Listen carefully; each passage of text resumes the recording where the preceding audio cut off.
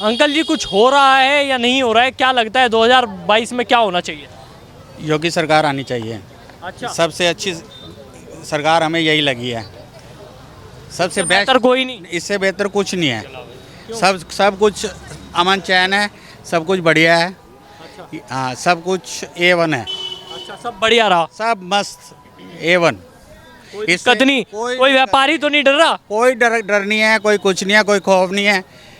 ये सब अपोजिशन वाले हैं जो ऐसी बातें बोल रहे हैं। ये कह रहे हैं भाई साहब रोजगार नहीं मिला। गलत कह रहे हैं ये। जो वो जिनके बारे में कह रहे हैं, उन्होंने क्या किया है? उन्होंने अपनी जेबें भरी हैं, नाच गाने देखे हैं और करा गया उन्होंने। भाई साहब ऐसा ही है? मेरे हिसाब से देखो, मेरे हिसाब से प्रदेश में खौफ की स्थिति 2017 में जब 100 नंबर की गाड़ियां हर चौक पर खड़ी हो चुकी थी, उस समय कहीं ना कहीं जो छोटा मोटा अपराध था, जो चोरी डकैती ये सब अपराध था, वो कहीं ना कहीं उसी समय 2017 में ही खत्म हो चुका था। सारे गुंडे अंदर हैं, एक भी बाहर नहीं है, सब अंदर हैं। जी सब अंदर हो गए, बताओ। ये तो कह रहे हैं गुंडे इस समय गुंडे सिर्फ एक जाति विशेष की सरकार चुनकर गुंडों को चुनकर सिर्फ कि किस जाति के गुंडे हैं उस हिसाब से गुंडों को अंदर भेजा जा रहा है। और भी अन्य जाति हैं जो आज भी राजा भैया हैं, और भी मैं नाम तो नहीं लेना चाहता, देखो इस तरह, पर ये है कितने गुंडे आज भी मतलब बाहर घूम रहे हैं। इसे ये कोई और भी गुंडे हैं, मतलब एक ही विशेष को पकड़ रहे हैं क्या? नहीं, ये गलत है, ये गलत है। मैं भी कुछ गलत करूंगा तो मैं भी अंदर जाऊंगा। ये गलत है, ये सिर्फ बिल्कुल 100% गलत है। जो गुंडागर्दी करेगा वो अंदर जाएगा, चाहे वो कोई भी है। कोई ऐसा कोई सिस्टम नहीं है। ये सब अपोजिशन वाले कह रहे हैं, हम जो सही बंदा है वो बिल्कुल नहीं बोलेगा। आप किसी से भी पूछ लो, किसी से भी पूछ लो, सब कुछ A1 है। भाई साहब नौजवान है, नौकरी मिली? हाँ, नौकरी क्यों नहीं है भाई? जिस पे काम करने की क्षमता है वो नौकरी कर रहा है। अच्छा, बिल्कुल कर रहा है। नौकरी क्यों नहीं है? प्रदेश में नौकरी है, देश में नौकरी है। नए अब आप अपने लोकल में देख लीजिए, यहाँ पे एक यूनिवर्सिटी बनने जा रही है, क्या इससे रोजगार नहीं मिलेगा? अस्पताल बना है, विकास हो रहे हैं, क्या नहीं हो रहा है बताइए मुझे। नगर भी सब कह रहे हैं गुंडागर्दी हो गई बहुत। गुंडागर्दी कहाँ है? आप देखिए, ऐसे हाथ ऊपर करके सरेंडर करने पहुँच रहे हैं थाने में। ऐसा कभी देखा है इससे पहले? योगी सरकार में मुमकिन हुआ है। ये मोदी और योगी की दोनों की एक वो है कि ऐसे वो देश चला रहे हैं, हमारा प्रदेश चला रहे हैं कि यार सरेंडर कर रहे हैं गुंडे। किसानों की व्यवस्था भी सही नहीं हो पाई, तो उसको कैसे देखते हैं? क्या किसान सही है या गलत है? देखिए, दूध, दही, गेहूँ, सब चीनी सब मिल रहा है, तो किसान, ये बिना किसान के तो मुमकिन नहीं है। अगर ये सब हमें मिल रहा है, किसान अपना जो अपने असली किसान है वो वहाँ पे काम कर रहे हैं, हमें सब ये मिल रहा है। हमें किसी बॉर्डर पे कौन बैठा है फिर? वो किसान नहीं है? कहाँ पे बॉर्डर पे वो किसान नहीं है। अगर किसान अपने खेत में है, काम कर रहा है और उपजाऊ है ज़मीन, बढ़िया, मज़ा आ रहा है और हमें किसी चीज़ की कोई कमी नहीं लगी, क्या दिक्कत है? किसान अपने खेत में काम कर रहा है, सब कुछ मिल रहा है। ऐसा वो किसान ना है, दलाल है? देखिए, अगर वो किसान नहीं है तो क्यों बार बार नरेंद्र तोमर जी, ऋषि मंत्री और भी अन्य मंत्री उन्हें बुला के बैठक कर रहे हैं? उन्हें घोषणा कर देनी चाहिए कि भाई ये किसान नहीं है, हम इनके साथ बैठक नहीं करेंगे। 8 दौरों की वार्ता हो चुकी है और वो तो ये कहते हैं कि हम किसानों के साथ वार्ता कर रहे हैं। तो अगर कार्यकर्ता ये मानने को तैयार नहीं है कि वो किसान नहीं है, तो नेता क्यों मान रहे हैं कि वो किसान है? जी वो किसान है या नहीं है? भाई वो तो दलाल हैं।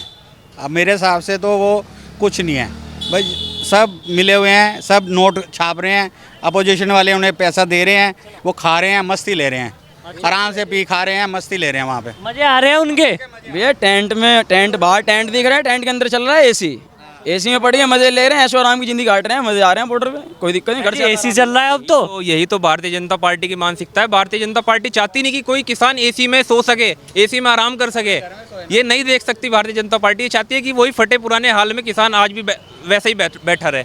अच्छा, बॉर्डर पे लोगों की आवाजाही में परेशानी हो रही है, लोगों को परेशान करके वहाँ पे वो खुद एसी में पड़े हैं।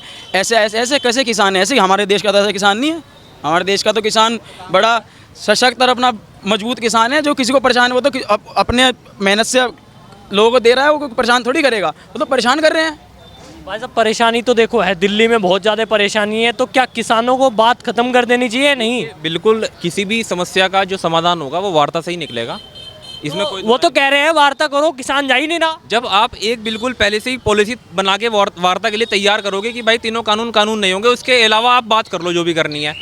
अब किसान ने इतनी बार उन्हें बता भी दिया है कि आप संशोधन करो, जो कृषि मंत्री एक कानून के अंदर 8 संशोधन करने के लिए तैयार है, तो वो कानून किस काम का जिस कानून में 8 संशोधन होने हो?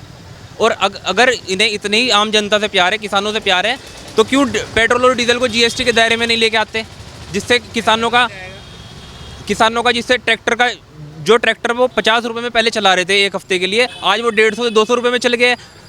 कमाई उनकी घट गई और खर्चे उनके बढ़ गए। सरसों का तेल आज किसान 190 रुपये 200 रुपये लीटर की बोतल खरीद रहा है, और आप 5 किलो गेहूं पे वोट लेना चाहते हो कि 5 किलो गेहूं। अगर यही काम 350 यूनिट फ्री अगर केजरीवाल कर रहा था जब, तो इन्होंने बोलना शुरू करा था कि फ्री का खाएंगे, हराम का खाएंगे, फ्री का खाएंगे, हराम का खाएंगे। अब 5 किलो अनाज के ऊपर ये वोट मांगते हुए अभी नहीं शर्म नहीं आ रही? तो कोरोना में दे रहे हैं ना।